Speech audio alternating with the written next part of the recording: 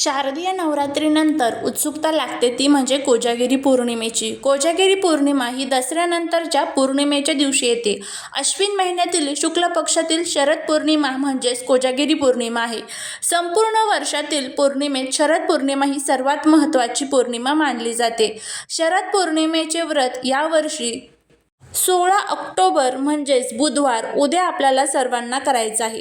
या दिवशी चंद्रप्रकाशात खीर तयार करतात. शरद पौर्णिमेच्या रात्री देवी लक्ष्मी पृथ्वीच्या दर्शनासाठी येते आणि सर्व भक्तांना आशीर्वाद देते. कोजागिरी पौर्णिमेच्या दिवशी चंद्र हा अमृताचा वर्षाव करतो. या दिवशी चंद्र 16 टप्प्यांनी पूर्ण होतो. चंद्राच्या किरणांमध्ये ठेवलेली खीर खाल्ल्याने अनेक रोग दूर होतात असे म्हणतात.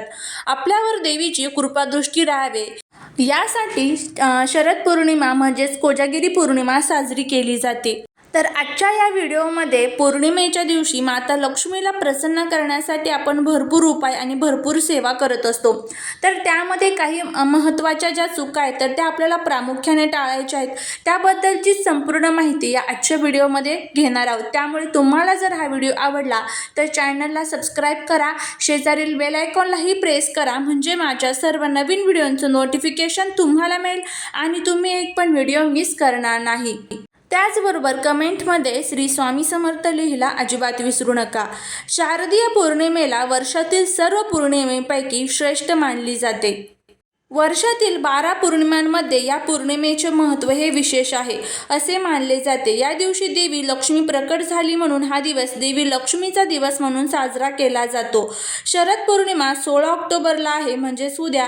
या दिवशी देवी लक्ष्मी खूप आनंदी असते आणि रात्री चंद्रप्रकाशात पृथ्वीला भेटायला येते. देवी लक्ष्मीचा त्या भक्तांवर कृपा आशीर्वाद राहतो. या दिवशी रात्री जागरण करणारे माता लक्ष्मीला कोण जागत आहे ते पाहत असते आणि कोण तिची पूजा करत आहे म्हणून या पौर्णिमेला कोजागिरी पौर्णिमा असे म्हणतात. चंद्राच्या किरणांमध्ये ठेवलेल्या खिरीचे सेवन केल्याने सर्व रोग, दारिद्र्य, दुःख, अडचणी दूर होऊन देवीची कृपादृष्टी आपल्यावरती होत असते. तर हिंदू पंचांगानुसार अश्विन महिन्यातील शुक्ल पक्षाची पौर्णिमा ही 16 ऑक्टोबर रोजी रात्री 8:45 सुरू होणार आहे आणि 17 ऑक्टोबर रोजी संध्याकाळी 4:50 समाप्त होणार आहे. शरद पौर्णिमेच्या दिवशी चंद्रदेवाची पूजा करावी. कोजागिरी पौर्णिमेच्या दिवशी देवी लक्ष्मीची पूजा करतात कारण असे मानले जाते की तिचा जन्म या दिवशी झाला होता. याला कोजागिरी पौर्णिमा असे म्हणतात. धनप्राप्तीसाठी हा दिवस अत्यंत शुभ आहे. शरद पौर्णिमेच्या दिवशी माता लक्ष्मी पृथ्वीवर येते. या दिवशी लोक लक्ष्मी देवीची पूजा करतात आणि या दिवशी चंद्र, इंद्र आणि त्याचबरोबर लक्ष्मी देवीची मनोभावे पूजा केली जाते. पूजा करण्यासाठी सकाळी स्नान केल्यानंतर घराचे मंदिर स्वच्छ करावे. त्यानंतर मंदिरात लाल किंवा पिवळे कापड पसरून देवी लक्ष्मी आणि भगवान विष्णूंची मूर्ती स्थापित करावी. तांब्याच्या किंवा मातीच्या कलशावर लाल कापड पसरून त्यावर लक्ष्मीची सोन्याची मूर्ती स्थापित करा किंवा तुमच्याकडे जी मूर्ती असेल किंवा फोटो असेल तर ते तुम्ही स्थापित करू शकता. मूर्तीसमोर तुपाचा दिवा लावा. गंगाजलाने स्नान करून अक्षदा, हळदी कुंकू अर्पण करा. त्यानंतर मिठाई, खीर अर्पण करा. रात्रभर जागे राहून विष्णू सहस्रनामाचा जप करा. श्रीसूक्तमचे पाठ करा. श्रीकृष्णाचा महिमा करा. श्रीकृष्ण मधुराष्टकम आणि कनकधारा स्तोत्रांचे पठण करा. या सर्व सेवा आपल्याला या दिवशी करायच्या असतात म्हणजेच उद्या. त्याच्यानंतर उद्या प्रामुख्याने काही चुका आपल्याला टाळायच्या आहेत.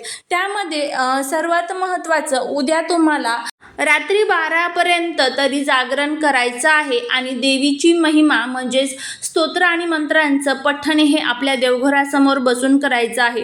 त्याच्यानंतर उद्या चुकूनही झोपू नका कारण माता लक्ष्मी ही त्याच घरावरती प्रसन्न होते ज्या घरामध्ये तिची सेवा आणि तिची आराधना केली जाते. त्यामुळे तिची आराधना करायला उद्या अजिबात विसरू नका. त्यानंतर उद्याचा दिवस हा आपल्यासाठी खूप महत्त्वाचा आहे. घरामध्ये पूर्णपणे सकारात्मक वातावरण ठेवण्याचा प्रयत्न करा. आपल्या उंबरट्यावरती हळदीचं लेपन द्या. बाहेर माता लक्ष्मीच्या पावलांची रांगोळी काढा. उंबरट्यावरती म्हणजेच आपल्या मुख्य दरवाजाला आंब्याच्या पानांचे तोरण बांधा. या सर्व गोष्टी आपल्याला उद्या करायच्या आहेत. घरामध्ये वादविवाद करू नका. झाडं, पानं, फुलं तोडू नका. त्याचबरोबर लहान किंवा मोठ्यांचा अपमान करू नका, ह्या सर्व गोष्टी आपल्याला पाळायच्या आहेत. त्यानंतर काही महत्त्वाचे पदार्थ आहेत तर ते चुकूनही आपल्याला खायचे नाहीत, त्याबद्दलचीच आता आपण माहिती घेणार आहोत. त्यामध्ये सर्वात पहिलं आणि महत्त्वाचं तर आपल्याला घरामध्ये नॉनव्हेजचं चुकूनही सेवन करायचं नाही आहे किंवा घराच्या बाहेर जाऊन सुद्धा या दिवशी नॉनव्हेजचं म्हणजेच मांस, मटण, मच्छी, अंडी याचं चुकूनही सेवन करू नका. यामुळे माता लक्ष्मी ही क्रोधित होऊ शकते आणि त्याचे विपरीत परिणाम हे आपल्याला बघायला मिळू शकतात. त्यानंतर पुढचं म्हणजे या दिवशी तुम्ही जी खीर बनवणार आहात तर ती खीर बनवल्यानंतर पहिला त्याचा नैवेद्य हा माता लक्ष्मीला दाखवायचा आहे, चंद्रदेवाला दाखवायचा आहे आणि त्यानंतर ती आपल्याला स्वतःला ग्रहण करायची आहे. त्यानंतर आता उद्या घरामध्ये कांदा लसूण सुद्धा आपल्याला खायचा नाही आहे. कांदा लसूण सुद्धा या दिवशी वर्ज्य असतो. आता कोणकोणत्या भाज्या आपल्याला या दिवशी खायच्या नसतात तर त्याबद्दलचीच आपण माहिती घेणार आहोत. तर आता सर्वात महत्त्वाचं या दिवशी आपल्याला जे वांग असतं तर वांग चुकूनही आपल्याला खायचं नाही आहे, कारण वांग हे तामसिक आहारामध्ये येतं. आपण बघा उपवास सोडत असतो, कोणताही उपवास असू द्या, त्यावेळेस आपण वांग खातो का तर अजिबात नाही.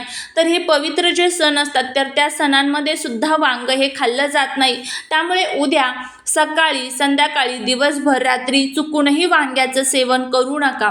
त्यानंतर पुढचं म्हणजे या दिवशी चुकूनही कोबी खाल्ला जात नाही. कोबी हा सुद्धा तामसिक आहारामध्ये येतो, त्यामुळे या दिवशी सुद्धा चुकूनही कोबीचं सेवन केलं जात नाही. सकाळी, संध्याकाळी चुकूनही कोबीचं सेवन करू नका.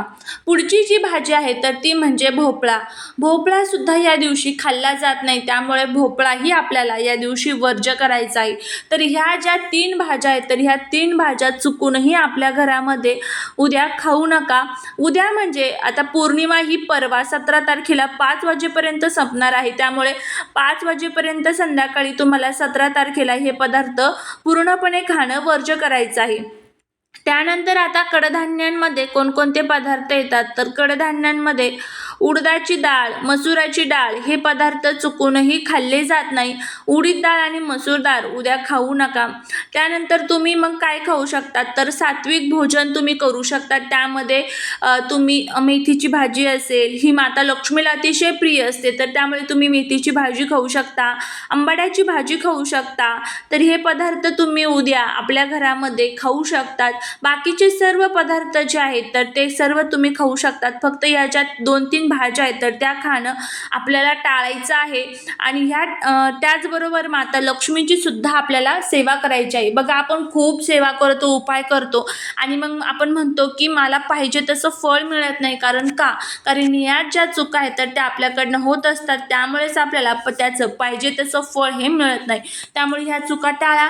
नक्कीच तुम्हाला त्याचा पूर्णपणे अनुभव येईल की आपल्या घरातील जे दारिद्र्य आहे तर ते संपून माता लक्ष्मीची आपल्यावरती कृपा होईल. झालेली सेवा ही महाराजांच्या चरणी रुजू करते. श्री स्वामी समर्थ.